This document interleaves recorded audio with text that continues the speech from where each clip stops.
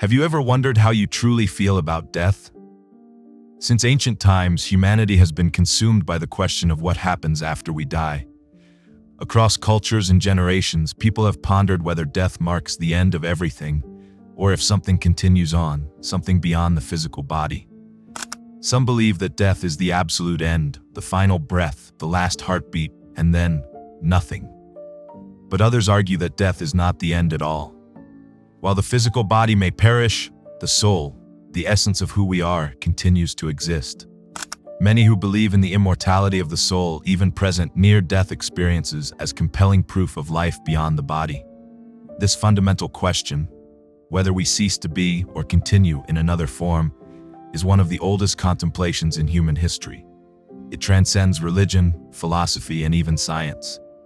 For many in the modern Western world, death is something to be feared or avoided, tucked away in sterile hospital rooms and hidden behind euphemisms.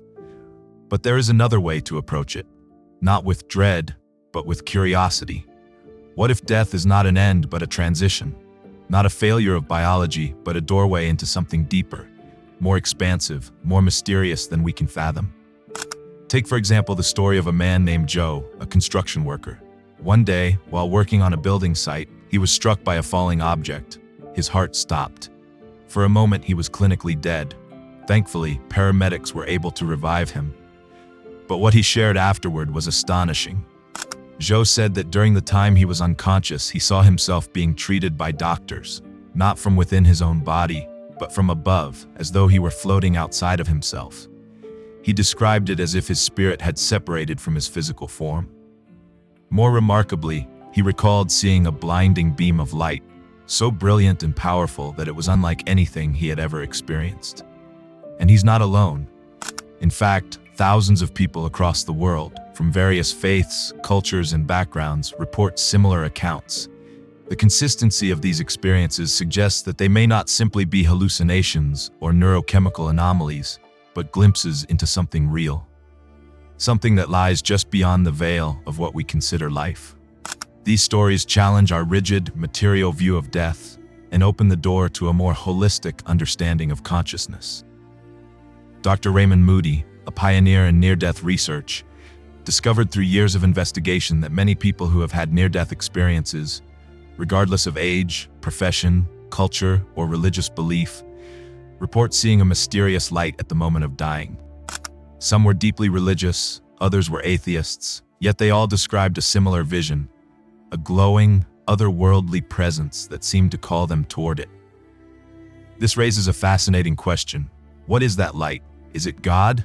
Is it the soul's true home? Or could it be something far more ancient, something deeply embedded in the fabric of life itself? In many traditions, this light is not just symbolic, it is a revelation. It represents the essence of what we are when stripped of ego, memory, and body. The brilliance of the light can be overwhelming, not because it is dangerous, but because it is utterly truthful.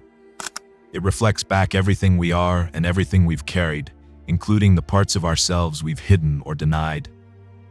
And perhaps the fear of death stems less from the mystery of what's beyond and more from our fear of truly seeing ourselves, unfiltered and eternal. Not long ago, I came across an ancient book that seemed to hold answers to these timeless questions. The book is over 1,200 years old and originates from Tibet. It's known as the Bardo Thödol, more commonly referred to in the West as the Tibetan Book of the Dead. Legend says it was written by Padmasambhava, the great Indian sage who brought Buddhism to Tibet. While many know him for his teachings to the living, few are aware that he also left behind a sacred guide for the dead. What makes this book so extraordinary is that it wasn't meant only for the living to read.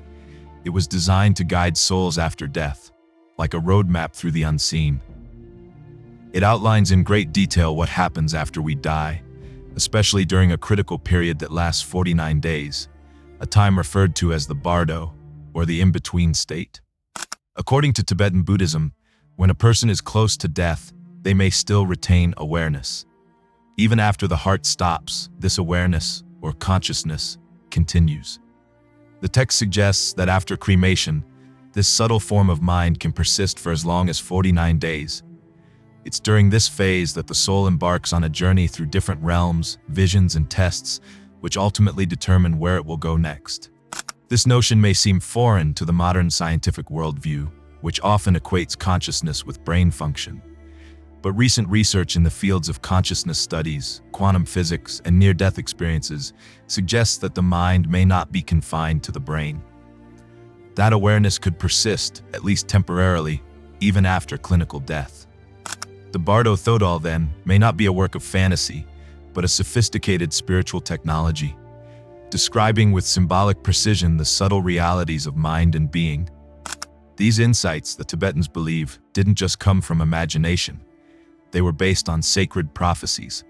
In Tibetan tradition, there is a belief in terma, hidden spiritual treasures buried by enlightened beings to be discovered in future times of need. And sure enough, one such terma resurfaced during one of humanity's darkest hours. In 1342, a 15-year-old Tibetan boy named Karma Lingpa claimed to have received a divine revelation. Deep inside a sacred cave in the Himalayas, he discovered a set of ancient scrolls that had been hidden for centuries. Among them was the Bardo Thödol.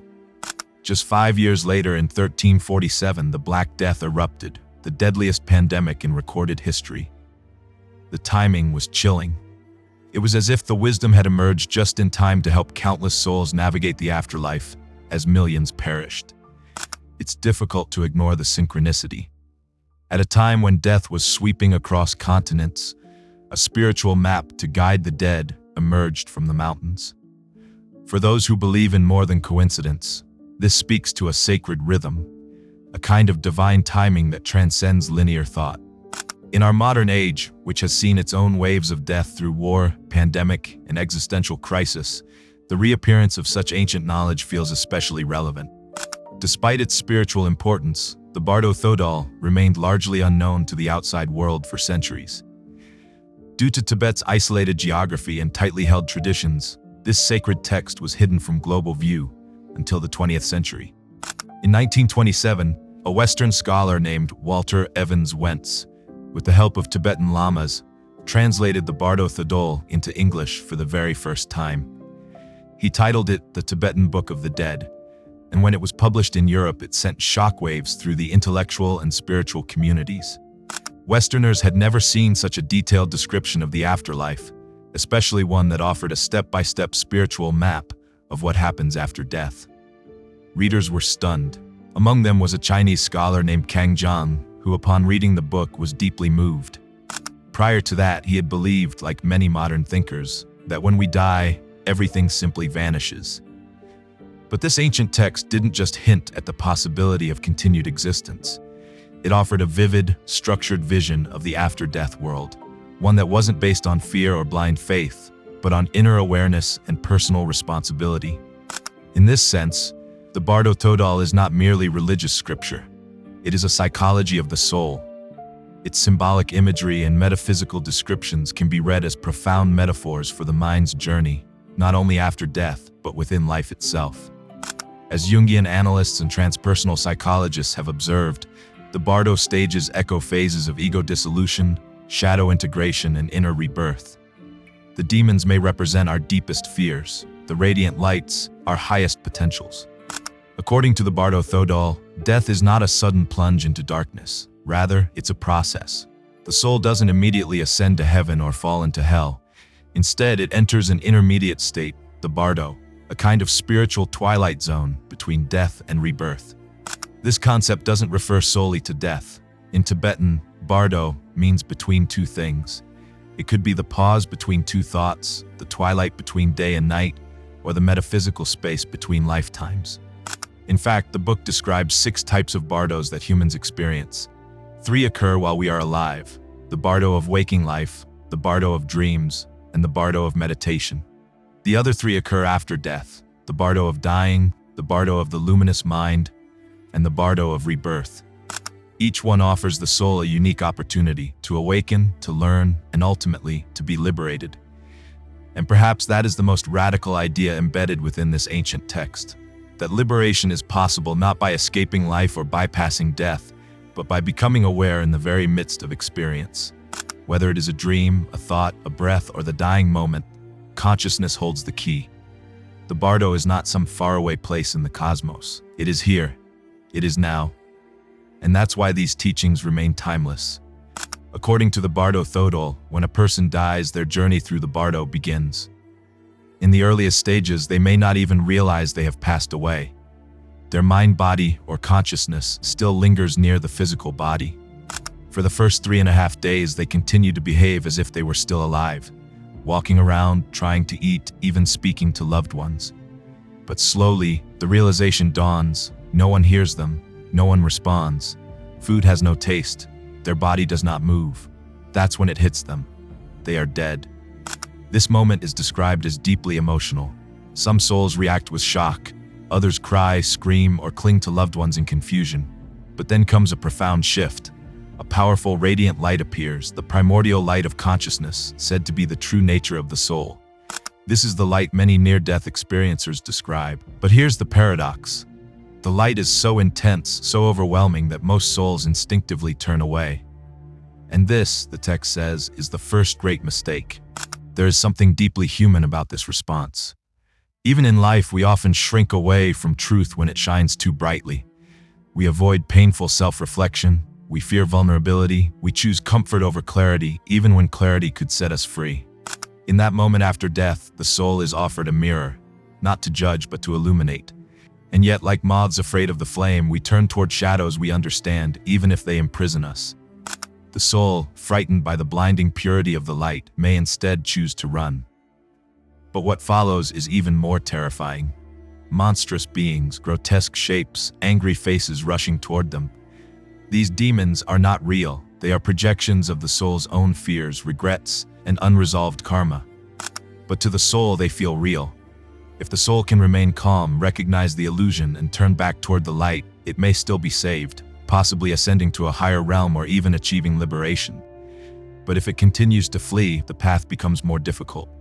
The visions intensify, the fear grows, the soul runs, unaware that all of this is its own mind reflected back at itself.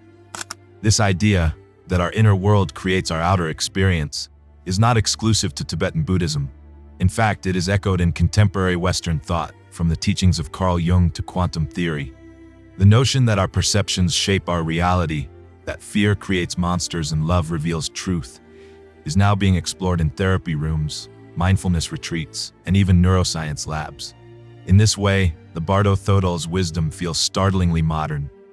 Around the 7th day, the soul gains new abilities. It can now move through time and space. It becomes a being of subtle energy, able to observe people, events, and even past or future moments. Some who've had near-death experiences describe visiting their birth, seeing their parents before they were born, or traveling across the universe.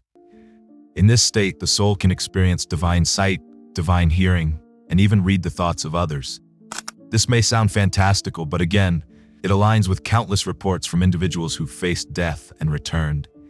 These abilities are not imagined fantasies. They may be the soul's natural state when freed from the brain's limitations.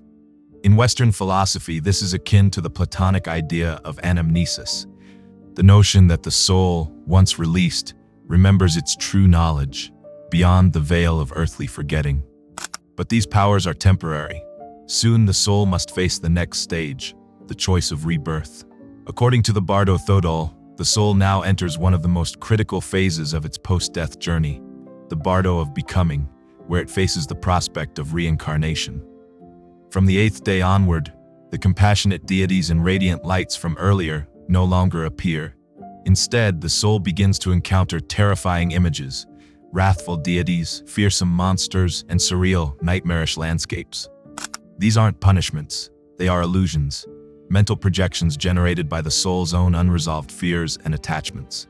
The text emphasizes, if the soul realizes these are not real, they vanish instantly. But if it is consumed by fear, the soul runs, deeper into delusion. Each day brings new visions, more intense than the last. On the 9th day, a being with 3 heads and 6 arms may appear. On the 10th day, another monstrous figure might show up with screaming skulls dangling from its limbs. These are not demons. They are symbolic reflections of the mind's chaos. If the soul can stay centered, unafraid, it can see through the illusion.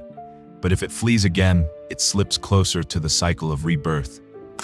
By now, the soul is faced with choices it doesn't fully understand.